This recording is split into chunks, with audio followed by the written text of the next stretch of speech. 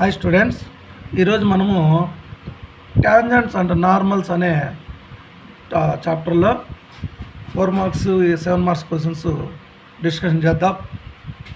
First మనం tangents normals అంటే వాటి డెఫినేషన్ చూద్దాం. డెఫినేషన్ అంతా వద్దు, మీరు ట్యాంజెంట్ అంటే చూడండి, ఏదన్నా ఒక కరువు ఇలా ఉందనుకోండి, ఆ కరువు పైన పి అనే ఒక పాయింట్ అనుకుందాం, క్యూ అనేది దానికి ఒక నైబరింగ్ పాయింట్ అనుకుందాం. అప్పుడు పీకి క్యూకి కలుపుతూ ఇలా గీసిన ఈ లైన్ని సీకెంట్ అంటాం.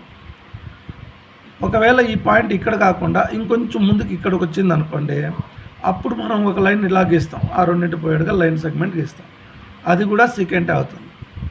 నెక్స్ట్ ఈ పాయింట్ ఇక్కడి నుంచి ఇక్కడికి వచ్చింది అనుకోండి, అప్పుడు కూడా మనం ఇలా ఒక పాయింట్ గీస్తాం, ఒక లైన్ గీస్తాం, అది కూడా సీకెంట్ అవుతుంది. అంటే ఈ క్యూ అనే పాయింట్ యొక్క పొజిషన్ చేంజ్ అవుతూ నియర్లీ దీని దగ్గరకు వచ్చింది అనుకోండి, అప్పుడు మనము ఆ రెండింటి గుండా గీసే లైన్ ఏం చేస్తుందంటే ఈ కర్వ్ని ఎక్కడ కానీ 2 పాయింట్స్ దగ్గర కట్ చేయకుండా ఒకే పాయింట్ దగ్గర టచ్ చేసుకుంటూ ఇట్లా వెళ్ళిపోతుంది అనమాట.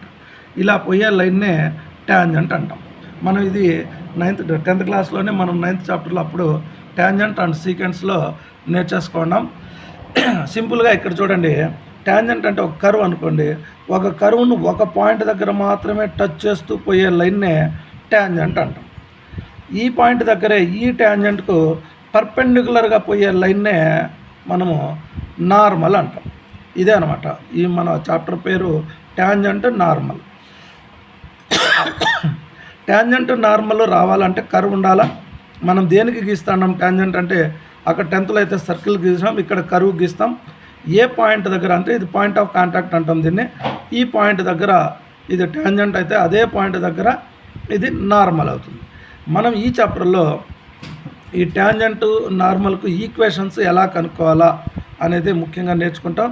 తర్వాత ఆ ట్యాంజెంట్ యొక్క లెంత్ ఆఫ్ ట్యాంజెంట్ ఎట్లా, నార్మల్ యొక్క లెంత్ ఎట్లా కనుక్కోవాలా, length of sub tangent, length of sub normals, ఈ 4 కాన్సెప్ట్లు నేర్చుకుంటాం. వాటి తర్వాత మనం 2 కర్వ్స్ వస్తే వాటి మధ్యలో యాంగిల్స్ ఎలా తెలుసుకోవాలని చూసుకుంటాం. అంతే. ఈ చాప్టర్లో కేవలం 3 కాన్సెప్ట్సే ఉంటాయి. కొన్ని ఫార్ములాస్ రాసినాను చూడండి. మీకు ఇక్కడ స్లోప్ ఆఫ్ ట్యాంజెంట్ అంటాం. స్లోప్ ఆఫ్ ట్యాంజెంట్ అంటే ఈ ఫిగర్లోనే మీకు ఎక్స్ప్లెయిన్ చేస్తాను.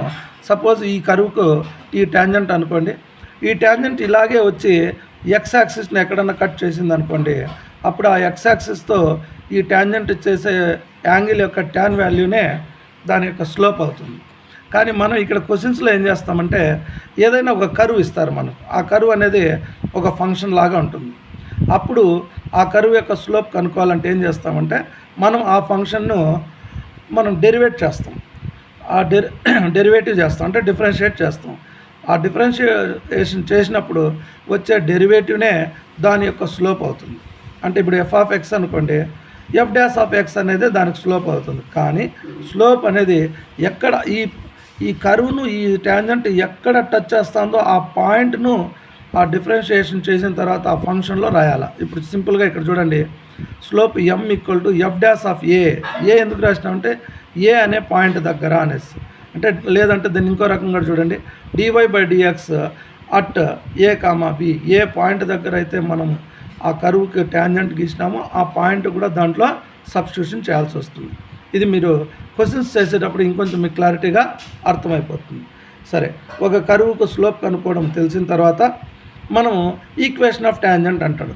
మీరు ఇంకోసారి ఇక్కడ అబ్జర్వ్ చేయండి, ఈక్వేషన్ ఆఫ్ ట్యాంజెంట్ అంటే అదేం కొత్త ఏం కాదు, అది ఒక లైనే అనమాట. ఈ లైన్ కనుక్కోవడానికి మనము స్ట్రైట్ లైన్స్లో 3rd చాప్టర్లో ముందే నేర్చుకున్నాం. ఈ మన 1Bలోనే ఈక్వేషన్ ఆఫ్ స్ట్రైట్ లైన్స్ కనుక్కోవడం రకరకాల కేసెస్ ఉన్నాయి. వాటిల్లో ఒక కేసు దీనికి మనకు పనికొచ్చేది ఏమంటే, ఇక్కడ పాయింట్ ఉంటుంది, తర్వాత దీని స్లోపు ఉంటుంది. ఒక లైన్కి పాయింట్ స్లోప్ ఫామ్ ఏదైతే మనం వాడినామో అదే ఫార్ములా ఇక్కడ వాడతాం. ఇక్కడ చూడండి, ఒక పాయింట్ x1 y1 ఇచ్చి దాని స్లోప్ m తెలిస్తే అప్పుడు equation of straight line formula ఏం వాడినాము, y - y1 = m × x - 1. ఇదే ఫార్ములా, కొత్త ఫార్ములా ఏం కాదు. మనం స్ట్రైట్ లైన్స్ కనుక్కోవడానికి ఏ ఫార్ములా అయితే వాడతామో అదే ఫార్ములా వాడేస్తాం అనమాట. ఇక్కడ ఎం ఎలా కనుక్కోవాలా అనేది మీరు దీంట్లో కొత్తగా చేసే పని అనమాట. ఒక కర్వ్ ఇస్తారు, అది ఫంక్షన్లో ఉంటుంది, దాన్ని డిఫరెన్షియేట్ చేసి dy/dx కనుక్కుంటాం. ఆ dy/dxలో ఎక్స్ ఉంటే ఎక్స్ కోఎఫిషియంట్ కోఆర్డినేట్, వై దగ్గర వై కోఆర్డినేట్ని రాసేసి ఆ dy/dx కనుక్కుంటే అదే దాని స్లోప్ అవుతుంది. ఆ స్లోప్ని ఇక్కడ సబ్స్టిట్యూట్ చేసి పాయింట్ ఎలాగో వాళ్ళే ఇచ్చింటారు ఏ పాయింట్ దగ్గర అనేసి అది x1 కోఆర్డినేట్ ఇక్కడ, y కోఆర్డినేట్ ఇక్కడ రాసేస్తే మనకు ఈక్వేషన్ వచ్చేస్తుంది. నార్మల్ అనేది కొత్త ఏం కాదు. ఒక లైన్కి పర్పెండిక్యులర్ లైన్ ఎలా చేసినాము ఇక్కడ మాత్రం చేంజ్ అవుతుంది అనమాట. దీని స్లోప్ m అనుకోండి, దాని పర్పెండిక్యులర్ లైన్ యొక్క స్లోప్ -1/m అవుతుంది, అంతే. సేమ్ ఫార్ములా వస్తుంది. ఈక్వేషన్ ఆఫ్ నార్మల్ అంటే y - y1 = -1/m × x - x1. ఈ రెండు ఫార్ములాస్తోనే మనం ఈక్వేషన్ ఆఫ్ టాంజెంట్ కానీ ఈక్వేషన్ ఆఫ్ నార్మల్ కానీ కనుక్కోవచ్చు. నెక్స్ట్ టాపిక్ చూడండి, length of tangent, length of normal, length of sub tangent, length of sub normal. అది కనుక్కోవాలంటే ఫస్ట్ లెంత్ ఆఫ్ టాంజెంట్ ఎక్కడ ఉంటుంది, లెంత్ ఆఫ్ నార్మల్ ఎక్కడ ఉంటుంది, సబ్ టాంజెంట్, సబ్ నార్మల్. ఒకసారి చూడండి, ఇది ఒక కర్వ్ అనుకోండి. ఈ కర్వ్లో ఈ కర్వ్కు ఇది ఒక ట్యాంజెంట్ అనుకోండి. ఇది మనం ఏం చేస్తామంటే ఈ ట్యాంజెంట్ ఇట్లే ఎక్స్టెన్షన్ చేసుకుంటూ వస్తాం. ఇక్కడ కోఆర్డినేట్ యాక్సిస్ ఉంటాయి, y యాక్సిస్, x యాక్సిస్ ఉంటుంది. ఈ ట్యాంజెంట్ వచ్చి x యాక్సిస్ను L అనే ఒక పాయింట్ దగ్గర, ఈ L, M, G అనేదంతా మనం ఓన్గా రాసుకున్న లెటర్స్, ఏదో ఒక పేరు పెట్టుకోవాలి కాబట్టి పెట్టుకున్నాము. ఈ L అనే పాయింట్ దగ్గర టచ్ చేసింది అనుకుందాం, ఎవరిని, x యాక్సిస్ని. అప్పుడు ఈ P అనేది పాయింట్ ఆఫ్ కాంటాక్ట్. ఈ P నుంచి ఈ L వరకు ఉండే ఈ లెంత్నే లెంత్ ఆఫ్ టాంజెంట్ అంటాం. ఇదనమాట length of tangent. Length of tangent అంటే ఈ లెంత్ను లెంత్ ఆఫ్ టాంజెంట్ అంటాం. ఈ P దగ్గర మనం ఈ టాంజెంట్కు పర్పెండిక్యులర్గా లైన్ గీసిండాం. ఈ లైన్ని మనం నార్మల్ అంటాం. ఈ నార్మల్ కూడా ఇట్లాగే మనం ఎక్స్టెన్షన్ చేసుకుంటూ వస్తే x యాక్సిస్ని ఏదో ఒక పాయింట్ దగ్గర టచ్ చేసింది అనుకుందాం, పేరు మనం G అని పెట్టుకున్నాం. అప్పుడు ఈ Pకి Gకి ఉండే ఈ డిస్టెన్స్నే, ఈ లెంత్నే లెంత్ ఆఫ్ నార్మల్ అంటాం. ఇప్పుడు మీకు చూడండి, length of tangent, length of normal. Length of tangent ఇది, length of normal. Next topic ఏమి, length of sub tangent, length of sub normal. Sub normal అంటే ఏం చేయాలంటే ఏ పాయింట్ దగ్గర అయితే ఈ టాంజెంట్ నార్మల్ మనం గీసిండామో ఈ పాయింట్ ఆఫ్ కాంటాక్ట్ నుంచి x యాక్సిస్ పైకి ఒక పర్పెండిక్యులర్ గీస్తాం. ఆ పర్పెండిక్యులర్ x యాక్సిస్ని m దగ్గర టచ్ చేసింది అనుకుందాం. అంటే m అనేది ఇప్పుడు ఫుట్ ఆఫ్ ద పర్పెండిక్యులర్ అనుకోవచ్చు. ఈ టాంజెంట్ x యాక్సిస్ని L దగ్గర టచ్ చేసింది కదా, ఆ L నుంచి m వరకు ఉండే ఈ డిస్టెన్స్నే లెంత్ ఆఫ్ సబ్ టాంజెంట్ అంటాం. లెంత్ ఆఫ్ సబ్ టాంజెంట్, ఇక్కడ టాంజెంట్ నుంచి ఇలా వచ్చిన ఈ లెంత్ని లెంత్ ఆఫ్ సబ్ టాంజెంట్ అంటాం. ఇది నార్మల్ అనమాట. నార్మల్ x యాక్సిస్ని G దగ్గర టచ్ చేసింది. ఆ G నుంచి ఈ పర్పెండిక్యులర్ యొక్క ఫుట్ m రూపం చూసినారా, ఈ GM అనే ఈ లెంత్నే లెంత్ ఆఫ్ సబ్ నార్మల్ అంటారు. ఇది మనకుండే 4 కాన్సెప్ట్లు: length of tangent, length of normal, length of sub tangent, length of sub normal. ఇప్పుడు మనము చేయాల్సింది ఏమంటే, వాళ్ళు క్వశ్చన్స్లో find the length of tangent, length of normal, ఆ లెంత్ కనుక్కోండి అంటారు. అప్పుడు మనం కొన్ని ఫార్ములాస్ వాడాలి. చూడండి, ఏ కరువుకి అయితే మనము లెంత్ ఆఫ్ ఇదే టాంజెంట్ నార్మల్ కనుక్కోమంటారో ఫస్ట్ ఆ కరువు యొక్క స్లోప్ కనుక్కుండేస్తాం. అంటే m రావాలంటే ఏం చేస్తామని చెప్పినాను, ఇచ్చిన కరువును డిఫరెన్షియేషన్ చేసి dy/dx కనుక్కుంటాం. ఆ dy/dxలో ఆ పాయింట్ రాస్తే వచ్చే వాల్యూనే దాని స్లోప్ అవుతుంది, m అవుతుంది. తర్వాత ఆ y ఉంటుంది మనకు ఎట్లాగో. కాబట్టి అప్పుడు ఫార్ములా చూడండి, length of tangent formula modulus y × √1+m²/m. ఇది టాంజెంట్కు length of tangent formula, modulus of y √1+m²/m. ఈ ఫార్ములాను మీరు బాగా నోటెట్ చేసి గుర్తుపెట్టుకుంటే లెంత్ ఆఫ్ నార్మల్కు ఫార్ములా ఈజీగా గుర్తుపెట్టుకోవచ్చు. ఏమంటే దీని డినామినేటర్లో ఉండే m లేకుండా చెప్పేస్తే అదే లెంత్ ఆఫ్ నార్మల్కి వచ్చేస్తుంది formula, modulus of y √1+m². ఇవి రెండు అనమాట. ఇవి రెండు గుర్తుపెట్టుకున్న తర్వాత length of sub tangent, length of sub టాంజెంట్కు మోడ్యులస్ ఆఫ్ y/m రాస్తాం. y/m, లెంత్ ఆఫ్ సబ్ టాంజెంట్కు y/m, లెంత్ ఆఫ్ సబ్ నార్మల్కు y × m. మీరు ఈజీగా ఎట్లా గుర్తుపెట్టుకోవాలంటే ఇది చూడండి, లెంత్ ఆఫ్ టాంజెంట్ ఫార్ములాలో మనం ఇక్కడ ఏం రాసుకున్నాం, డినామినేటర్లో m రాసుకున్నాం. అదే లెంత్ ఆఫ్ నార్మల్గా అయితే డినామినేటర్లు ఏమి లేకుండా ఓన్లీ న్యూమరేటర్ రాష్ట్రం. అదే దీంతో మీరు ఇది గుర్తుపెట్టుకోవచ్చు అనమాట. Length of sub tangent, tangent కానీ సబ్ టాంజెంట్ కానీ ఫ్రాక్షన్ లాగా వస్తుంది ఫార్ములా. నార్మల్ కానీ సబ్ నార్మల్ కానీ ఫ్రాక్షన్ కాకుండా ప్రోడక్ట్లో వస్తుంది అనమాట. వై ఇంటూ రూట్ 1+m² వస్తుంది. ఇక్కడ వై ఇంటూ ఓన్లీ m అని వస్తుంది అనమాట. ఈ రూట్లు ఉండవు. ఈ విధంగా కూడా మీరు ఫార్ములాస్ ఈజీగా గుర్తుపెట్టుకోవచ్చు. దీని తర్వాత మనకు ఉండే కాన్సెప్ట్ 2 కర్వ్స్ మధ్యలో యాంగిల్ ఎంత ఉంటుంది అనేసి. ఇప్పుడు చూడండి, మీకు రఫ్గా చెప్తాను. 2 కర్వ్స్ ఒకవేళ మనకు ఇలా ఉన్నాయనుకోండి, ఇలా ఉన్నాయి కర్వ్స్ అంటే వాటికి మనం ట్యాంజెంట్స్ గీస్తే మధ్యలో ఇలా వస్తుంది అనమాట. కామన్ ట్యాంజెంట్ ఒకటే వస్తుంది.